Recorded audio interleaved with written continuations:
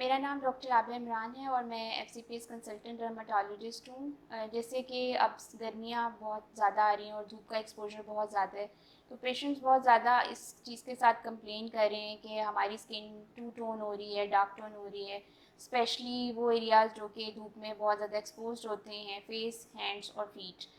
तो उसमें कुछ एहतियाती तदाबीर बताना चाहूँगी कि सबसे पहले तो अपना एक्सपोजर लिमिट करें सनलाइट में, यानी बहुत ज़्यादा पीक आवर्स में जो कि सुबह 10 बजे से शाम 5 बजे तक है, उसमें कोशिश करें कि अवॉइड करें और इसके 5 बजे के बाद अपना जो भी काम है उसको कंप्लीट करें। धूप में निकलने से आधा घंटा पहले सन ब्लॉक का इस्तेमाल बहुत ज़रूरी है। सन ब्लॉक बहुत सारे लोग करते हैं लेकिन उसको सही इस्तेमाल नहीं किया जाता। सन ब्लॉक की जो अमाउंट है 1 टेबल स्पून हैंड्स, फीट और फेस पे अप्लाई करनी होती है और उसका इफेक्ट सिर्फ 3 से 4 घंटे रहता है, इसलिए इसको हर 3 घंटे बाद रिपीट करना बहुत ज़रूरी है। जो मर्द हजरात हैं वो कैप का इस्तेमाल कर सकते हैं और फीमेल्स जो हैं वो अपने फेस को लाइट कपड़े के साथ कवर कर सकती हैं।